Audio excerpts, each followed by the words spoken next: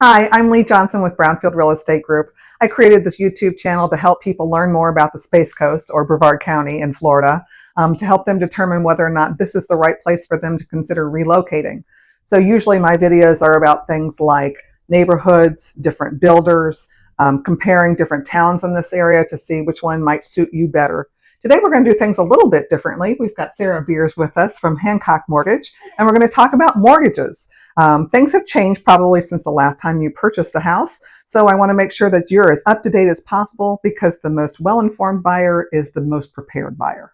Thanks so much for joining me, Sarah. I'm looking forward to doing this conversation. Thank you so much for having me, Lee. I think this is a really important topic. I think everybody that's watching this video could use some tips and tricks because things have changed a little bit, or maybe they're the same and you just need a refresher. Either way, I think it's a great thing to review. So Sarah is one of our preferred lenders. That means she's very smart. She's very, very good at her job. Don't ever hesitate to reach out to her if you have any further questions beyond what we talk about today. So let's start at the very beginning, Sarah, and talk about what people need to do to be prepared to buy a home, because things have changed. Yeah, absolutely. And sometimes people have bought homes within the past couple of years, but it's always nice to have a refresher if you're going out to do it again. So what we look for is steady income. We want lower debt's always a nice thing. And then we also want to make sure that we have enough money in the kitty for closing costs too, because that's an important piece. Mm-hmm. So income, debt, credit, and closing costs are some of the things that we want to look and make sure that we've got enough funds for. Okay, and we're going to talk about each and every one of those aspects. Absolutely. In many cases, we're talking about someone relocating to Brevard County from a different state. Yeah. So the steady job thing kind of changes. Yep. But let's say that you have to go get a new job.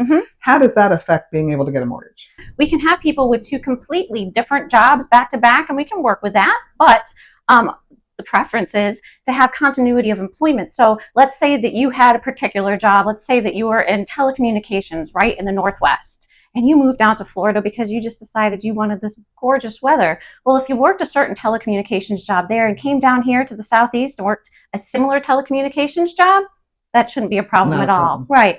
It's drastic changes in employment types that sometimes can give us a little bit of a challenge, but there are ways around all of that. So I don't want somebody coming to me that doesn't necessarily have the steadiest of employment just to not come to me because they're scared. I would like to talk to everybody, and then we can talk about it together and come up with a game plan to be able to help you to afford your dream home, even if it's not today. I assume, of course, I'm worried about my credit score and what that needs to be and how to make it better if it's not good enough. Yeah. So what kind of conversations do you have, or what can I do to prepare for that? Well, there are different types of areas where you can go online to pull your credit that shouldn't affect it. Credit Karma is one that I know of, but there are multiple out there. I think it's always a good idea for clients to have a good idea of their credit score and to check it periodically. I, at one point, had something on my credit that wasn't supposed to be there. And I was like, wow, what happened, And I had to get it removed. It was okay, but it's good to check to make sure that everything that's there is yours. If you're looking to improve your credit score, make sure you make payments on time. Don't just close down accounts because they have zero balances. If they have a long tenure in your possession, it'll actually help you. I have a credit do's and don'ts sheet that I like to send out to all my clients, and that usually helps them. What I say is, when you're in pre-approval, use your credit the same as you did before, unless you buy big boats and cars and things, and then don't do that. We'll talk about it. The important part there is we'll talk about it. We'll talk about it, right? Yeah. So you can do whatever you want, but just understand that each move affects the outcome. So it's good to have a conversation before any of those things happen, but I like to send out that do's and don'ts because it just helps people get a good idea of what to do, especially if you're looking for a house, that's X amount and we're right on the cusp. Making that extra purchase probably may disappoint you in the long run because you may not get the house of your dreams if that's the case. So if you're wanting a boat, which a lot of people in Florida do, wait until after you have the house. What is a pre-approval and how do I go about getting one? Well, there's two different things that people throw around, sometimes interchangeably and they're not. Pre-qualification and pre-approval. Pre-qualification is based upon word of mouth, conversation. I don't have any documents. I don't have any credit score. I don't, it's just what you told me, right? So I forget things quite a bit. So I just want to make sure We're all getting older. Right. So to get a pre-approval, you need to go in and I need to be able to do at least a soft pull on your credit. I need to see your assets. I need to see your income. I need to see your debt. and all of these things I will get documentation for. So I'm going to see W-2s and pay stubs and bank statements and things like that. And that way, based on the conversation that the client and I had initially and upon the documentation, I put those two things together, and that's how we come up with the pre-approval. So as you can clearly tell, we're talking about a lot of mortgage conversation that you used to have much further into the process of the home search. There was a lot more searching going on before mortgage process. Nowadays, that's way further up towards the beginning, because it gives you a much stronger stance in being a really solid buyer when you're presenting an offer to a seller. So, a lot of times I'll have a potential client call me up and go, hey, I just saw these great houses that I want to go see tomorrow. Can we go do that? And I would love very much to go do that, but it doesn't make sense anymore. Talking to someone like Sarah or another mortgage lender is a much better way of starting, because the last thing you want to do is fall in love with a house and then have to go through the whole lending process before you can ever put an offer on that house and lose it to another buyer. So better to already be pre-approved before you ever start the process of looking for the house. Absolutely. Know your budget and then go out and shop your budget. I mean, I think that's the smartest way to do it. So we were talking earlier about, does it matter who you meet first, the real estate agent or the mortgage lender or insurance or whomever? It doesn't. But when you're going to get a home, what you would want to do is get pre-approved first, and then have the conversation with Lee. Hey, I'm looking for a home. This is my budget. This is my pre-approval letter. And then Lee is much better equipped to go out into the community and find a home, your dream home that fits your budget and something that's going to be wonderful for you and your family. Usually what I do is have a conversation with the client so I understand their goals and their target amounts and things like that. And then that they will send me documentation. So I will go through and pour through the numbers after the conversation and try to get them to their goal number. Mm-hmm. And then once we're further down the road, they have an actual house in mind, we will update the numbers so that it matches the specific situation. And that includes matching the numbers on the pre-approval letter. So when you go out and you and your client go out and say, hey, we want to put an offer on this house, you have a pre-approval letter that will match the offer for the house. And that sounds kind of funny. It's like, why do I care about it matching? Well, let's say Sarah, in all her wisdom, approves you for $500,000. And you end up falling in love with the house that's a bargain basement price of $425,000. The last thing we want to do is present a pre-approval letter to a seller that says $500,000 and make them go, oh, well, they can afford more than $425,000 that they offered. I want to negotiate a much harder stance. So it's much better to bring a letter that is accurate to what your offer is or very close to it. So that gives you a much stronger negotiating stance. And of course, you have in your back pocket the knowledge that if you need to go a little higher, you can. And then we can get a revised pre-approval if necessary. Okay, so let's say I come to you and I say, okay, I'm thinking I'm probably going to put down $75,000 in cash. Mm-hmm. Is your letter going to say, I've been pre-approved for $325,000 and I've got $75,000, so my letter's going to say $400,000? The letter will say whatever is inclusive of the down payment. So if it's $75,000 that they're putting down, that's great. What I like to let people know that down payments are not the only payments that are due. So you have to be careful and just make sure you have some savings and things for closing costs. There are prepaids. There's all sorts of different things that you have to pay for. So it's wonderful if you've got a big bulk of cash. Mm-hmm. In your checking or savings account, but we'll talk about how to utilize that best to give you the best outcome for what you're looking for. Okay. Well, and of course, homes have gotten more expensive over the years, which also means that closing costs and things like that have also gotten a little bit pricier. So how much should I be thinking about in terms of how much needs to be in the bank to pay for my closing costs, for my down payment? How do I figure all that out? Closing costs are generally 3 to 6% is what I would normally say. So you want to have at least saved that I would say on the higher end, save a little bit more. And if you have a little extra cash, that's a good thing, Never right? A bad thing. So if you can do it, do it.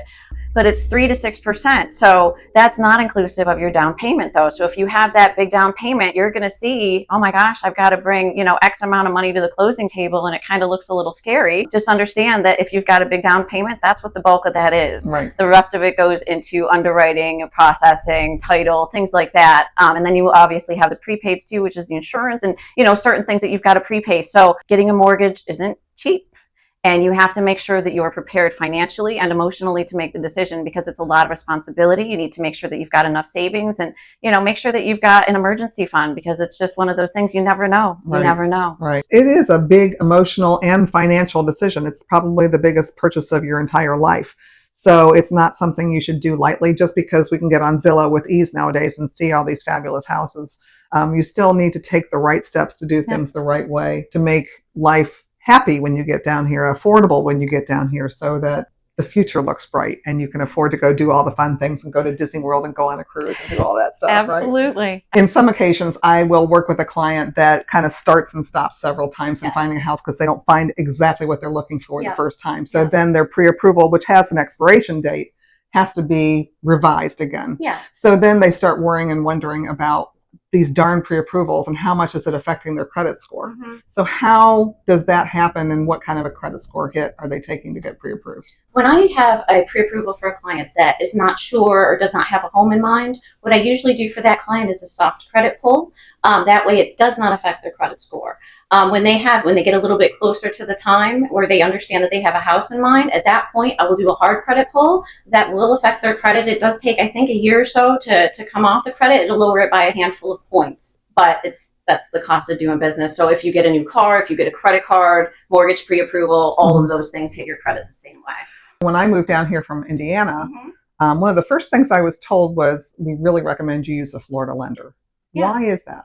Well, I think it's because the Florida lenders, they know the nuances of Florida, right? There's nuances with every single state. So with us, I think it's nice to have somebody that understands, taxes, insurance, this, that, and the other thing, because there are some unusual things everywhere you go, right? So it's nice to have somebody that's local. I also like to sit down and talk to people and see them face to face, right? So it's nice to be able to shake hands and say hello and go out and grab a cup of coffee, just to know who you're working with. When you get a pre-approval, is it for a particular kind of loan, or is it just a number? So when you get a pre-approval, it's for a particular kind of loan. So from what I understand, that there are certain homes there that are on sale in the market that only allow certain types of mortgages. So if somebody does not have that type of home in mind, then I will just go ahead and see what I can get for them depending on what they want. So if they want, a higher dollar amount, a larger down payment, it just depends on what the client's looking for us to go in and make it happen for them. So, but there are differences. And so there's VA, FHA, conventional, USDA. There are a bunch of letters, aren't they? We can alphabet soup here all day long, and we do all of them, folks. VA is just for our veterans. We love working with our veterans. So, and there's a lot of them down here. There's a lot of them down here, so it's a wonderful thing. So VA are for veterans. Conventional loans, it depends on the client situation, whether we go conventional or FHA. Conventional, there is mortgage insurance that's with conventional loans and with FHA loans, right? But it's different for each one. So it depends on what the client qualifies for. It depends on what they want their down payment to be and their actual payment to be as to which route we go. So you have that whole conversation, like a mortgage conversation, way before you're ever even looking at a house. Oh, yes. Okay. Yeah, I definitely would.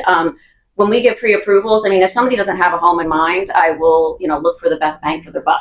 If they have a home in mind and there's a specific mortgage type that we're looking for, then we will go after that and see the highest amount of pre-approval that we can get for them. Yeah, because you'll get veterans come in and say, I definitely want a VA loan. Oh, absolutely. Yeah, with the low cost of the veterans and the low down payments and all of the benefits to them, yes, it's a wonderful product, and we love helping our veterans. So, yeah. I have used more than one veteran loan thanks to my husband. Absolutely. They're wonderful things. They're great. And obviously the most important thing is to be open, honest, and upfront with you so that you get the very best presentation of what is affordable and what isn't affordable to a buyer. Absolutely. We've talked about the beginning and we've talked about the middle, kind of. So let's talk about the end. We get to the closing table, or we're ready to get to the closing table. And now all of a sudden, I've talked about putting $75,000 down into the house in addition to the mortgage. And I'm mentally already spending all that money in the houses I'm looking at. How much more money in addition to that do I need to get to the closing table, or to finish the closing? Yeah, so closing costs, I've seen 2 to 5%, I've seen 3 to 6%. All those numbers ring true. So I would say it's anywhere from 3 to 6% that you're going to be looking at for closing.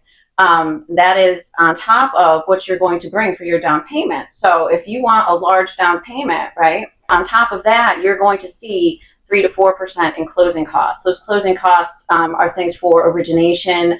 You have title, you have all sorts of different things that you need to pay for inside of those costs. So there's a breakdown that you will get on the closing disclosure. You will also get it on the LE, and these are things that you will be able to look through and see and understand all of these different costs. There's some items that you can shop for. There are other items that you can't shop for. So this is what you're going to have to pay. And then, let's get it done and let's get the best possible opportunity. So that's why it's good to have good insurance people, good title people, good partners around that you understand what's happening there and the costs around it, so we can get the client their dream home. Great way of explaining it. Now, one of the nice things that technology has allowed someone like a realtor to do is, thanks to wonderful people like Hancock Mortgage and the title company we often use, is I have apps on my phone that will literally allow me to stand in a house if needed and help you decide how much your closing costs are going to be to make sure you have enough money in hand right now to be able to afford that house. I even have another app that will help me know what your taxes will be. It's important to know what those will be, because the big costs, of course, for you are your mortgage, your taxes, and your insurance, which are our big team. Well, this has been absolutely fabulous information. As you can clearly see, Sarah is one of my preferred lenders for a very good reason. We did talk about a whole lot of stuff, so if you have any questions, don't hesitate to reach out to her. All of Sarah's contact information can be found down below in the comments. And of course, while you're there, I'd love it if you would like this video or subscribe to my channel. That way you can get more and more information about the possibility of moving down to Brevard County. And of course, both of us are available anytime to answer questions in the comments or via text or email or phone call. I hope you've learned a lot today, and I look forward to seeing you next week.